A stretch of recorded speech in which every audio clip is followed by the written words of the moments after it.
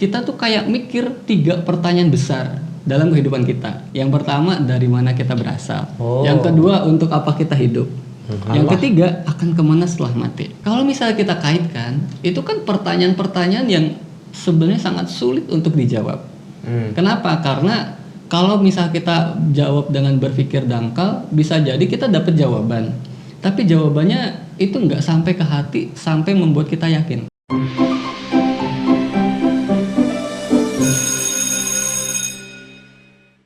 Pi, sholat Pi.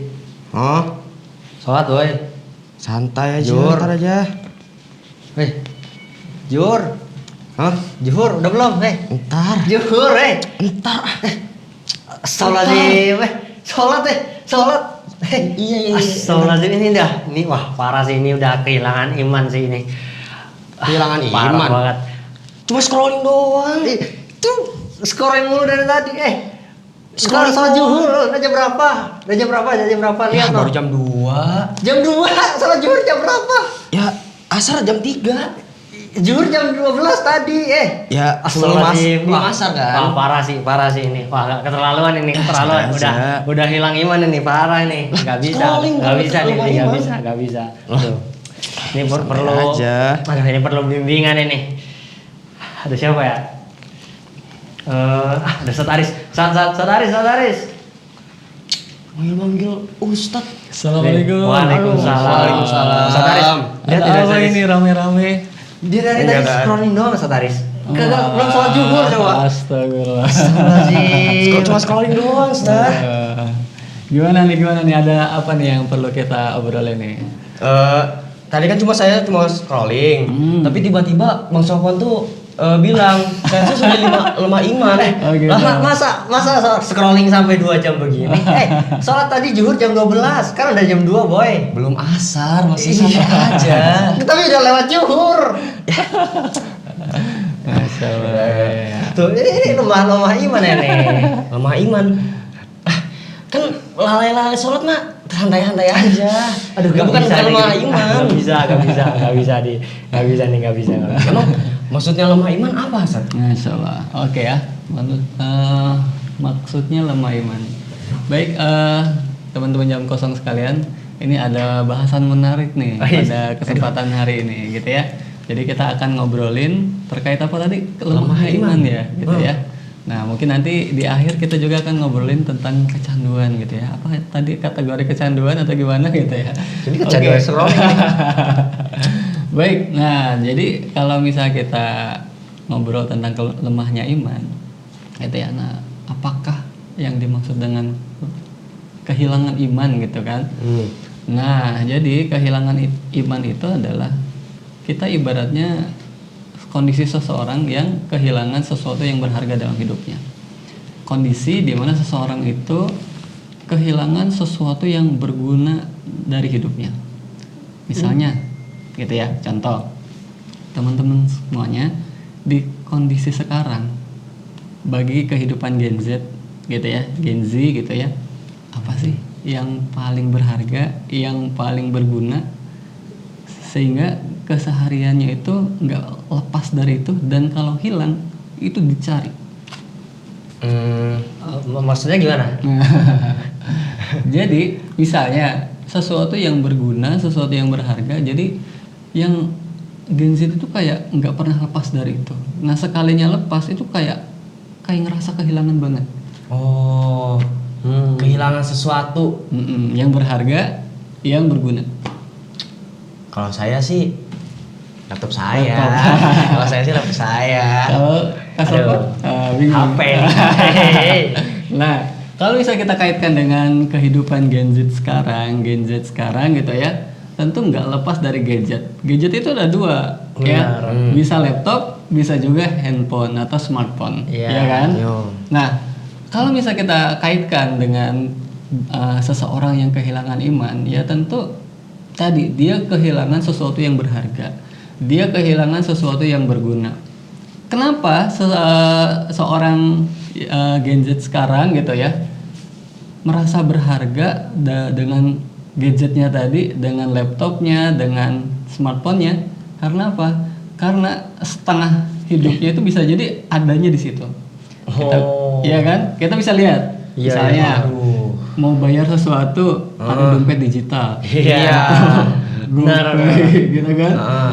Ada di situ di HP, gitu kan? Mau mengabadikan momen-momen terbaik. Wis, Ada ya. kamera Ada di situ. kamera di HP.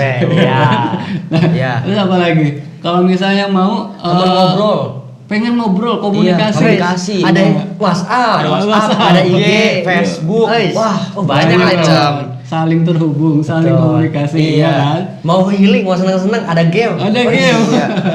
Bener banget. Bener Kalau juga. misalnya mau ke tempat sesuatu padahal belum pernah ke sana, ada GPS, Oh iya, ada iya. Google Maps. Ada Google Maps, iya kan? ya. Artinya apa? Artinya segala sesuatu hal yang berharga, sesuatu hal yang berguna itu adanya di HP, adanya di smartphone, Bener. ya kan? Adanya di gadget itu kan. Iya.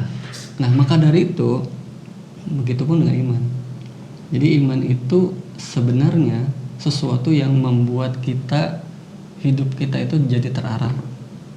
Membuat hidup kita itu jadi mudah dan membuat hidup kita jadi bergairah. Itu iman. Kalau kehilangan iman gimana? Antum bayangin kalau antum kehilangan HP. gelisah. Udah kayak gak hidup aja itu loh. Nah, jadi gabut, Heeh. bingung kan mau Iya. ngapain kan? Iya. Terus aduh panik, overthinking, serba salah, ya. Kalau misalnya mau kemana, ya bingung juga karena nggak tahu jalan, Iya. ya kan? Iya. Mati lampu, nggak ada HP mati, Ya, bengong. bengong. Bengong lama-lama tidur udah nggak ngapa-ngapain gitu. Mau jalan mau apa misalnya, kan kadang HP juga bisa kita jadiin cahaya kan? Iya, Nah, iya. Ada flash di sini. Ah. kan? Nah, jadi banyak banget hal yang bisa kita dapatkan dari HP itu. Nah, begitupun dengan iman.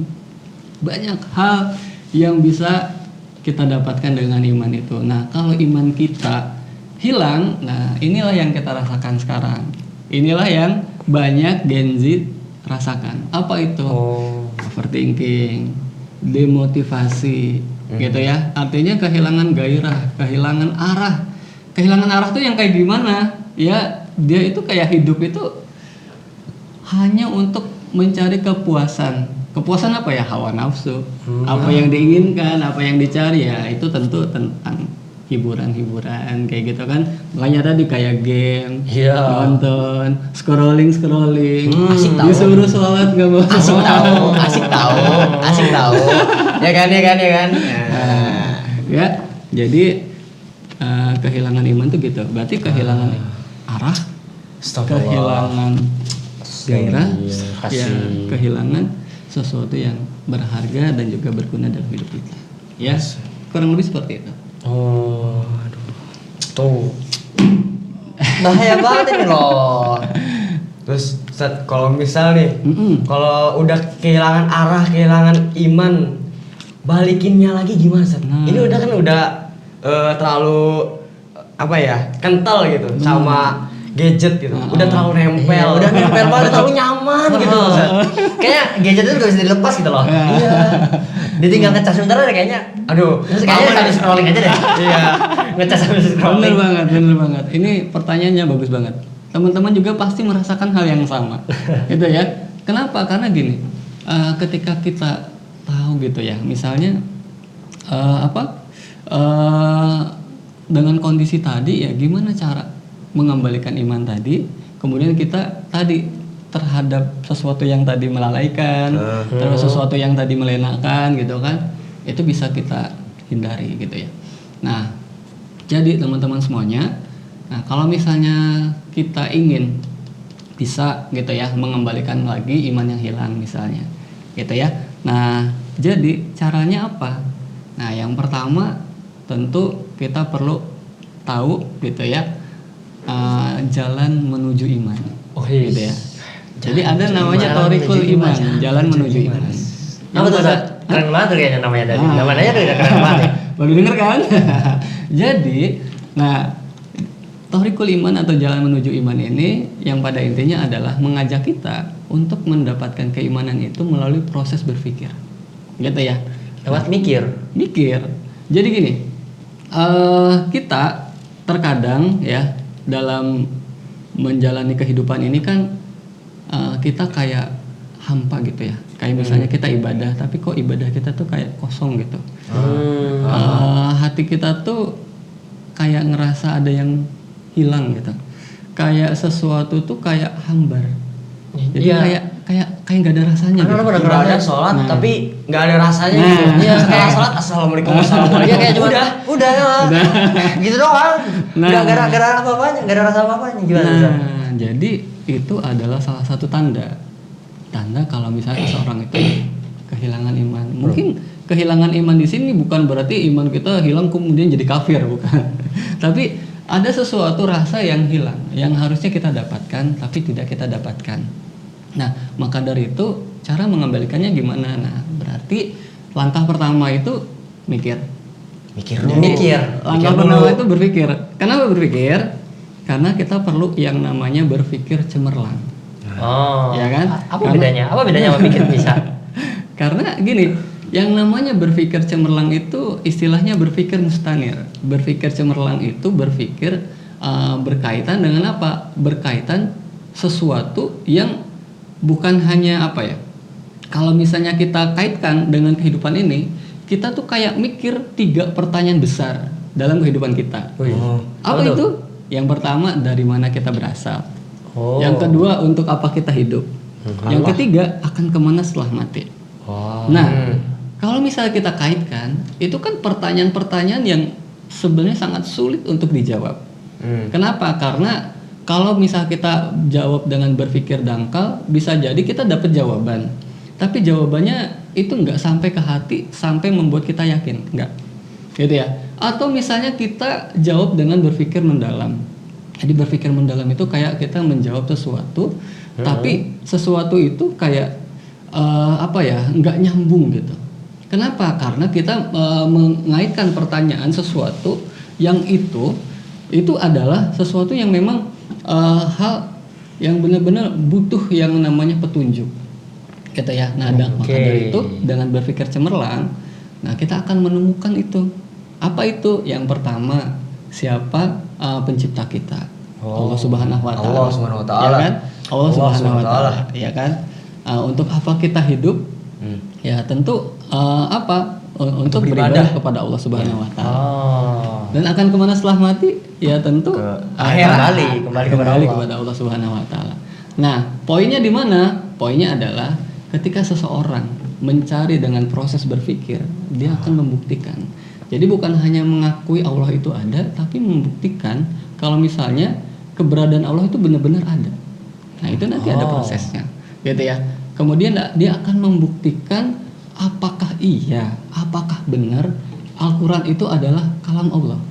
Karena kan kita kalau dalam kehidupan kita kan kita selalu dapat petunjuk tuh. Ketika petunjuk itu kita dapetin, ada orang yang percaya, ada juga orang yang nggak percaya. Nah, makanya kita butuh berpikir untuk membuktikan kalau Al-Quran ini adalah kalam Allah Subhanahu wa taala.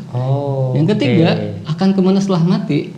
Nah, ini juga perlu jawaban. Dan jawaban ini nggak bisa kita datangkan dengan survei. Nggak bisa. Ke surga, survei dulu. Nggak bisa. Gitu ya. Pak, Ana nggak percaya sama surga, Pak. Pak, Ana nggak percaya sama neraka misalnya. Ana pengen ke sana. Ana pengen ibaratnya apa kalau selain survei? Ibaratnya testing.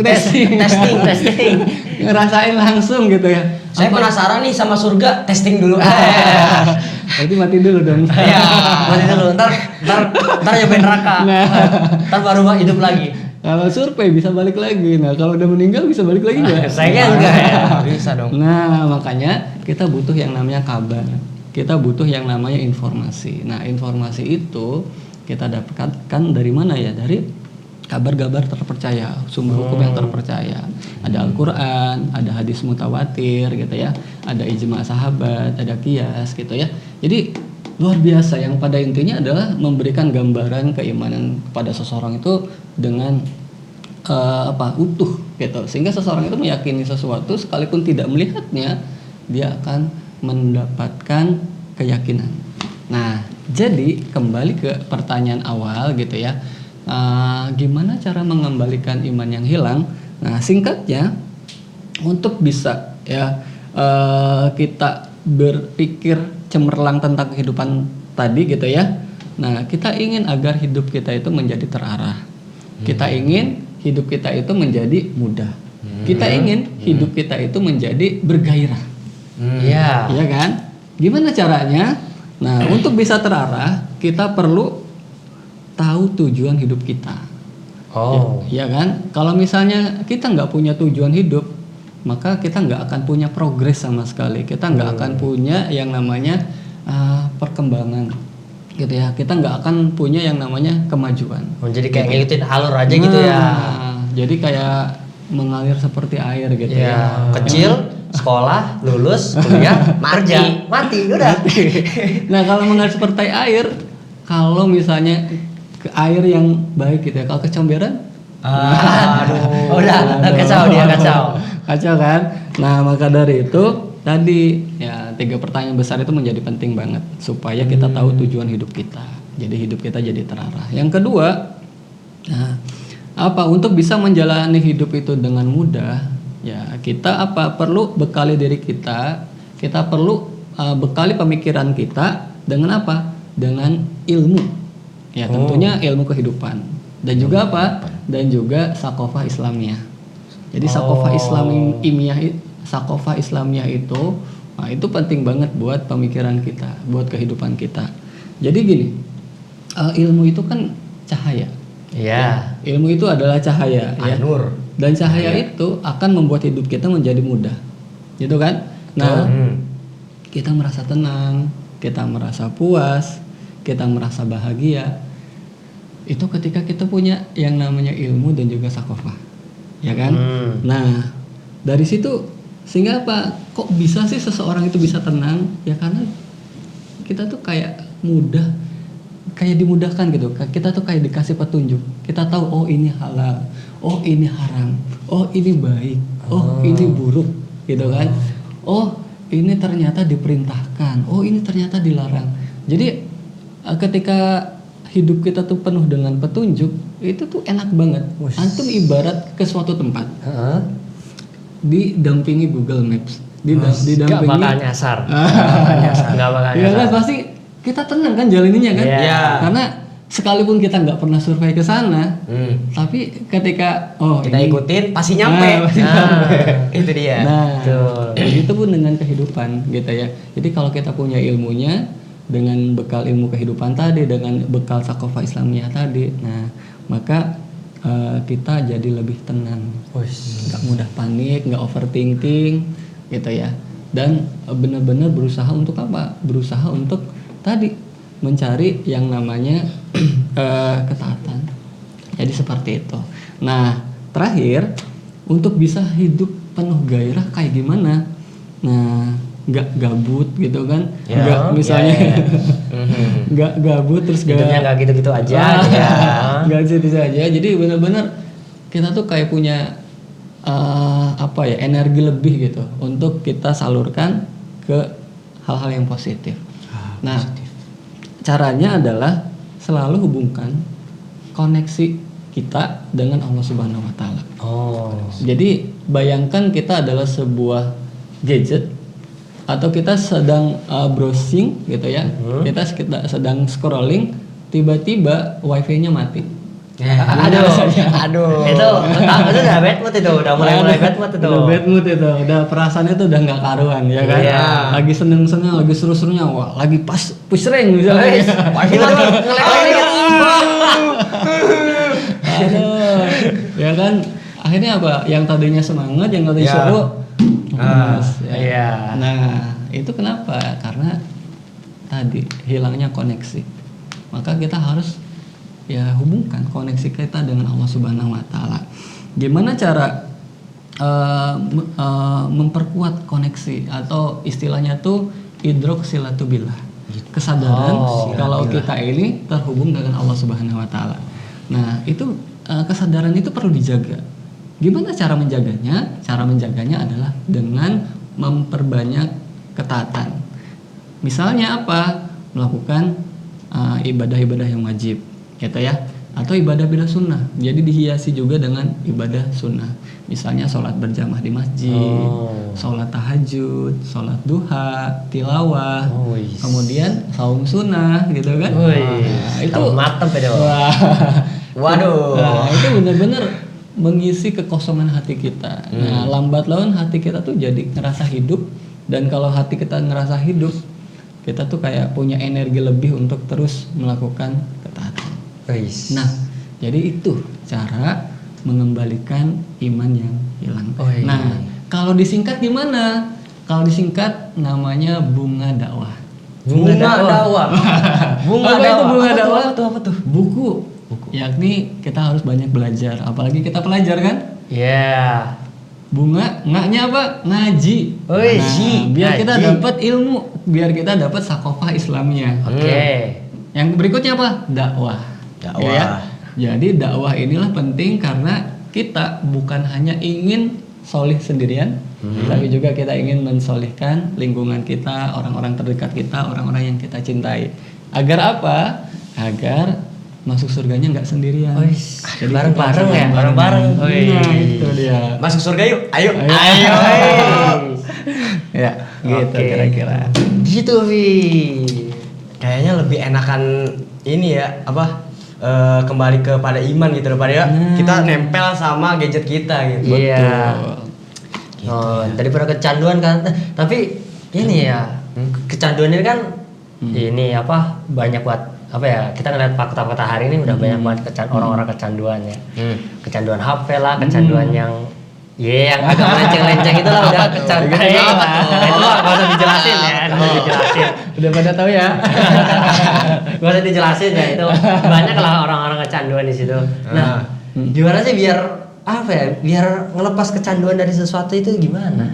Apalagi kan sesuatu itu kan membawa keburukan ya, itu kan gimana ngelepasnya tuh? Bener banget. Nah, jadi kalau misalnya kita kaitkan dengan hubungan, ada nggak sih hubungan yang namanya kecanduan atau kehilangan iman dengan kecanduan ini? Kalau misalnya ada hubungannya, gimana cara lepasnya? Ini keren banget. Pertanyaannya keren banget, dan tentu banyak teman-teman ya penonton dari Jam Kosong ini pasti bertanya-tanya juga kan. Nah, yuk kita misalnya coba kita ulas gitu ya. Kalau misalnya kita perhatikan, jadi hubungannya erat banget. Jadi ada hubungannya antara kehilangan iman dengan kecanduan. Nah, gitu ya. Kenapa erat hubungannya? Jadi gini, kalau misalnya kita lihat ya, misal ada seseorang, dia tahu kalau misalnya hukum sholat itu wajib, tapi nggak dilakukan. Iya kan? Jadi tahu akan hukum sesuatu, kalau itu adalah perintah Allah, tapi kayak nge-skip dulu, tapi kayak nunda dulu. Atau ada yang lebih parah, apa itu? Tahu sesuatu haram, tapi tetap dilakukan. Iya kan? Nah, artinya apa? Artinya ada hubungan erat di sini. Semakin kecanduan seseorang, maka dia akan semakin hilang keimanannya. Gitu ya. Berarti apa? Berarti kecanduan ini sangat berpengaruh buruk kepada seseorang tadi. Astagfirullahaladzim. Gitu ya. Nah, kenapa? Karena efek atau esensi dari kecanduan itu apa sih? Esensi dari kecanduan itu adalah hilangnya kendali. Iya kan? Hilangnya kendali. Jadi nggak bisa ngendaliin lagi itu. Jadi seseorang itu kayak nggak bisa ngendalin aja. Jadi dia tahu dia harus melakukan itu. Dia tahu dia harus meninggalkan itu. Tapi karena efek kecanduan tadi, dia tuh kayak nggak bisa lepas. Nggak bisa lepas gitu. Jadi kayak nggak worth it gitu. Jadi kalaupun mau lepas, dia harus cari yang lebih worth it. Dia cari yang lebih setara. Dia cari yang lebih, bahkan bisa jadi yang lebih baik. Kenapa? Karena gini, ketika seseorang kecanduan, tentu dia menikmati kecanduan itu. Ya, kenapa? Karena yang namanya kecanduan itu kan ada zat kimia di dalam otak, itu namanya dopamin. Jadi ada istilahnya dopamin shot.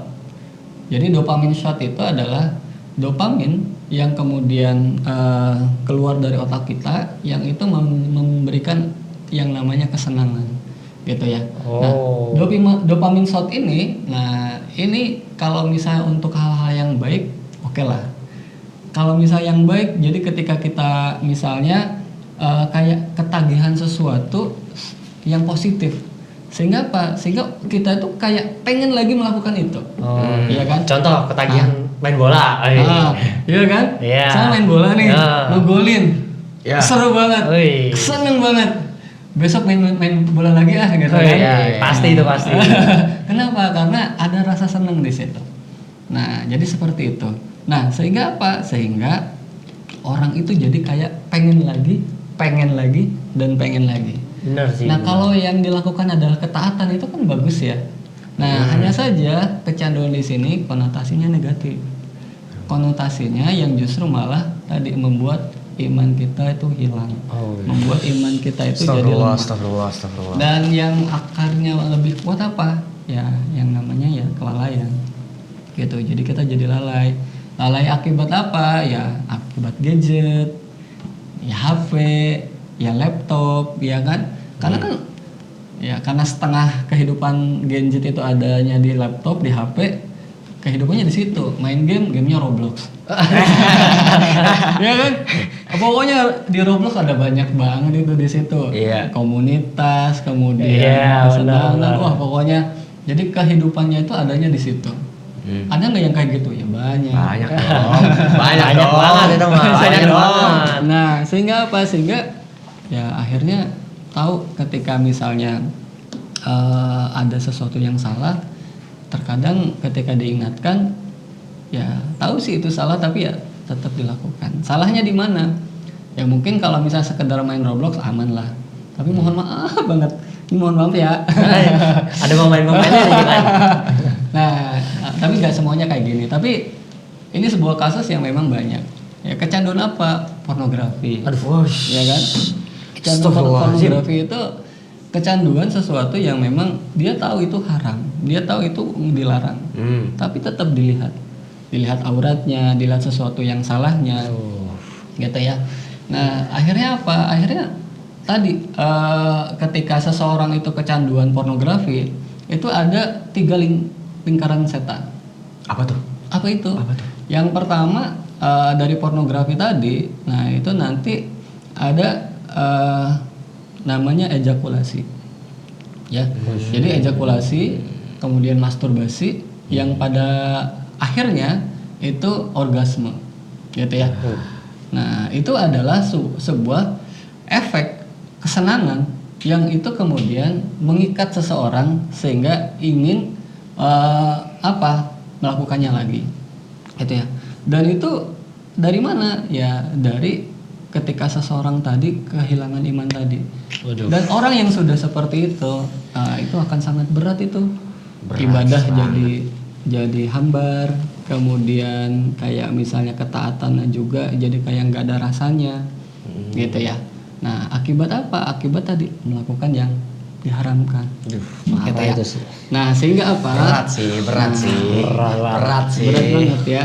Sehingga apa? Sehingga nah disinilah kita pentingnya untuk apa? Untuk mengetahui ternyata ini udah bahaya banget. Ternyata hal seperti ini tuh bisa benar-benar membuat iman kita tuh hilang, gitu ya. Nah lantas bagaimana caranya agar kita lepas dari kecanduan? Itu gimana tuh? Ya kan ketika kita parah tahu banget itu. kecanduan itu kan bisa membuat orang itu hilang kendali gitu kan.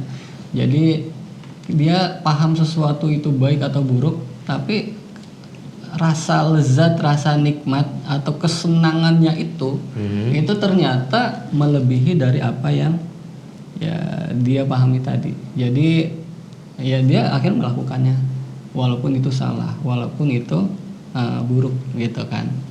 Nah caranya gimana? Nah untuk caranya teman-teman perlu tahu bahwa itu semua bisa disembuhkan, gitu ya. Gimana tuh? Itu semua bisa disembuhkan, itu semua bisa diatasi, gitu ya. Ibarat belenggu tadi bisa dilepas. Nah caranya adalah yang pertama teman-teman perlu tahu bahwa seseorang itu punya yang namanya istilahnya itu saksiyah Islamiyah.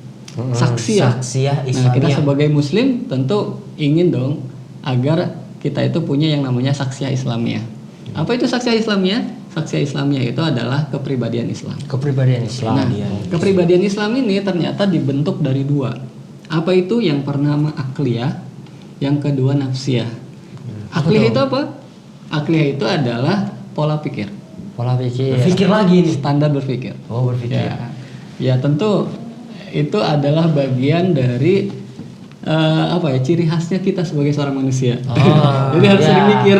Iya, emang harus mikir. Pakai otaknya tuh buat mikir. Iya. Pakai otaknya buat mikir. Ya, karena kalau enggak, kita selalu dibimbingi oleh perasaan. Hmm. Kalau kita selalu dibimbing perasaan, ya ikut pada akhirnya kita jadi kehilangan arah. Kenapa? Karena kita harus selalu mengikuti kesenangan kita, dan yang namanya kesenangan pasti di dalamnya ada hawa nafsu yang kemudian menyesatkan kita. Gitu ya. Nah, maka dari itu akliyah Islamiyah ini penting karena ini jadi standar berpikir kita, karena ini jadi pola pikir kita. Yang kedua, nafsiyah Islamiyah. Nafsiyah Islamiyah inilah yang kemudian menjadi pola sikap kita, pola jiwa kita. Nah, ciri-cirinya gimana? Kalau misalnya akliyah Islamiyah, nah ini nanti kalau misalnya seseorang sudah tahu sesuatu itu buruk, sesuatu itu membawa kerugian, sesuatu itu membawa celaka. Kenapa? Karena seseorang yang kecanduan apa aja, kecanduan narkoba, kecanduan rokok, kecanduan tadi misalnya pornografi, kecanduan game, kecanduan banyak hal, dia itu kan nggak ada kendali gitu ya. Tapi ketika seseorang itu punya akliyah Islamiyah, mana yang harus dilakukan, mana yang harus ditinggalkan, secara pemikiran dia tuh sudah paham. Oh. Nah, tapi ada orang yang tahu tapi dalam pelaksanaannya itu sulit. Itu wajar. Ya. Nah, itu wajar. Kenapa? Karena di sini ada hal yang harus kita perbaiki. Karena di sini ada harus yang kita tata. Ada yang harus kita yaitu adalah nafsiyah kita, pola jiwa kita. Jadi kesenangan kita itu harus dilatih gitu. Nah, cara melatihnya gimana? Nah, dengan membangun habits. Dengan membangun habits yang baik. Nah, sebagai contoh misalnya, kita sering kecanduan yang namanya gadget. Kita tuh kayak nggak bisa lepas dari gadget. Kita tahu kita pengen tidur lebih awal. Kita tahu tidur lebih awal itu sehat. Iya. Tapi kadang kita lebih memilih begadang. Benar. Ya kan? Kita lebih memilih ya tadi scrolling, kemudian nonton, kemudiannya pokoknya begadang dengan HP kita. Yang akhirnya besoknya bisa jadi sholat subuh kita terlambat atau bahkan terlewat. Gitu kan? Nggak subuh. Aduh, subuh gitu. Tuh udah parah banget sih. Parah banget gitu ya. parah Atau misalnya apa? Ya tadi melakukan hal-hal yang di luar nurul gitu ya. Di luar nurul. Hal-hal yang justru malah kemaksiatan. Misalnya apa? Bikin live gitu ya. Live. Tapi live-nya live yang Aduh.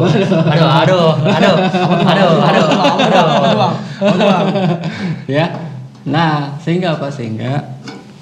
Disinilah berarti apa? Berarti ada kebiasaan-kebiasaan yang harus kita latih, kebiasaan-kebiasaan baru yang harus kita jaga. Nah, kebiasaan-kebiasaan inilah yang kemudian secara terus-menerus nanti akan memperbaharui otak kita. Jadi otak kita itu ada di dalamnya itu, kalau Pak Aris tidak salah ada neuroplastisitas gitu ya, yang pada intinya adalah otak kita tuh kayak punya cara untuk memperbaiki dirinya. Otak kita tuh kayak punya cara untuk membersihkan dan juga mengembalikan memori atau memberikan sesuatu. Jadi gini, kalau orang kecanduan itu kan dia tuh kayak punya pola, ibarat jalan, dia tuh kayak punya jalan. Sehingga ketika relapse itu apa? Kondisi di mana dia tuh kayak ketagihan, pengen melakukan sesuatu yang buruk lagi. Jadi dia udah punya kebiasaan buruk, terus dia udah berusaha berhenti, tapi ternyata pada akhirnya balik lagi. Nah, itu relapse. Kondisi relapse itu mendorong dia untuk balik ke jalan yang lama. Nah, sedangkan kita pengen punya jalan baru. Nah, maka tugas kita adalah buat jalan baru ini, gitu ya. Dengan cara apa? Ya dengan cara ganti kebiasaan buruk itu dengan kebiasaan-kebiasaan baik, gitu ya. Sebagai contoh, ketika kita misalnya kecanduan HP, maka ketika ada keinginan untuk main keinginan untuk menghabiskan waktu berjam-jam, nah coba ganti keinginan itu dengan aktivitas yang lain. Karena kalau kata Charles Duhigg gitu ya, di buku The Power of Habit, nah yang pada intinya, nah itu jadi kebiasaan itu punya pola. Kebiasaan itu punya pola. Polanya apa? Yang pertama cue atau tanda, gitu ya. Kemudian yang kedua rutin. Rutin itu sesuatu yang dilakukan dan itu berkali-kali, berulang kali. Nah, yang ketiga reward. Nah, reward itu sesuatu yang kemudian didapatkan dari hasil kebiasaan tadi. Jadi pada intinya seseorang ketika awalnya memang berat, itu nanti lambat laun rasa berat itu berubah menjadi yang namanya nikmat. Gitu ya. Jadi pada intinya adalah lepas dari kecanduan itu memang berat. Tapi kalau misalnya kita sudah punya step-stepnya, langkah-langkahnya, apa yang harus dilakukan, nah selanjutnya tinggal kita jaga gimana caranya kebiasaan baik tadi itu kemudian terus kita lakukan sehingga kebiasaan lama yang buruk tadi itu kemudian hilang. Gitu ya. Nah, dari situlah pentingnya buat kita untuk apa? Pentingnya buat kita untuk terus ada dalam komunitas kebaikan. Pentingnya kita untuk terus dalam circle kebaikan. Karena circle kebaikan itu akan selalu mengajak kita kepada kebaikan. Akan selalu membuat kita ketika kita berbuat salah ada yang ngingetin, gitu ya. Ketika kita Makasih ya, Bang. berbuat baik, ada yang support. Nah, Makasih ya, jadi Bang. seperti itu. Oke. Jadi masalah kehilangan iman ini punya kaitan erat dengan sama yang kecanduan. Betul. Tuh. Banyak istighfar Banyak istighfar ini aneh nih. Astagfirullah. Pertama tuh mikir dulu Mikir dulu dipakai tuh Iya, Bang. akal ya. Iya, Bang. Ini baik ya buat antum nih, baik ya buat kita. Iya, Bang. Gitu. Iya, Bang. Astagfirullahaladzim. Oke ya? Udah. Terima kasih banyak Ustaz Arisya. Itu aja. Maaf banget nih kalau misalnya ada yang kurang. Enggak apa-apa, Ustaz. Ya, kebetulan nih Ustaz nih, lihat jam-jam nih kayaknya udah mau asar nih. Nah, Udah mau asar nih, udah mau kita asar jangan kok. Ya, salah dulu. Asar.